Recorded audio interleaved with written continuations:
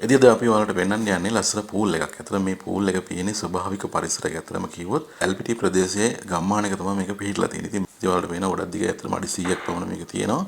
ඉතින් ඔයාලට පුළුවන් මේකේ නාන්න යන්න මේකේ වතුර ස්වභාවික උල්පත් වලින් සහ ඊට අමතරව කන්දෙන් එන බටයකින් තමයි මේකට වතුර පුරවන්නේ. ඉතින් මේකේ අයිතිකාර අයියා කියන විදිහට මේකේ වතුර සතියකට සැරයක් එයා ඉවත් කරනවලු. ඒ වගේම මේක වටේටම තියෙන ගස් කොළන්, එතකොට කුරුඳු තියෙනවා, තව ඊට අමතරව වෙනත් ගස් වර්ග තියෙනවා. ඉතින් ඒ වගේ කොළ රොඩු මේකට වැටෙන්න පුළුවන්. ඉතින් පූල් එක භාවිත කිරීමට පෙර හැමදාම මේක ක්ලීන් කරලා තමයි හැමෝටම දෙන්නේ.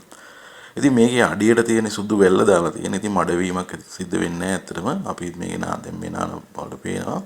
ඒ වගේම මම තව දැක්ක දෙයක් තමයි මේකේ වතුර නිතරම ඕවර්ෆ්ලෝ එකකින් වතුර ඉවත් වෙනවා. ඒ වගේම වතුර මේකට අලුත් වතුර මේකට එනවා. සාමාන්‍ය අඩි 4ක් වගේ වතුර ප්‍රමාණයක් තියෙනවා. තව අඩියක් වගේ මේකේ වතුර පුරවන්න පුළුවන්. ඉතින් ඒත් ඇති හොඳට පීනන්න පුළුවන්. ඉතින් පීනන්න පුරුදු වෙන්න කෙනෙක් ඉන්නවා නම් එයාලට පුළුවන් මේක ගිහලා පීනන්න. ඇත්තටම ගොඩක් සීතලයි වතුර.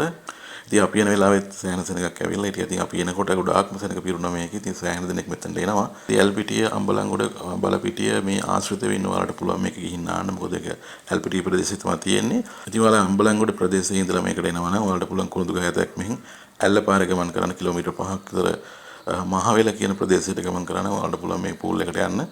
ඉතින් පාරේ ඇත්තටම මේ පාර අවසාන හරිය පොඩ්ඩක් පාර කැඩිලා තියෙන්නේ. ඒ වගේම ටිකක් ලොකු කන්දකුත් මේකේ තියෙනවා. ඒ හින්දා ප්‍රවේශයෙන් යන්න ඕනේ. ඒ වගේම ඔයාලට පුළුවන් මේක මම හිතන LPT පැත්තෙනුත් පිටුවල පාර ඇවිල්ලා එන්න පුළුවන්. ඉතින් මම මේ පැත්තෙන් ඇවිල්ලා නැහැ.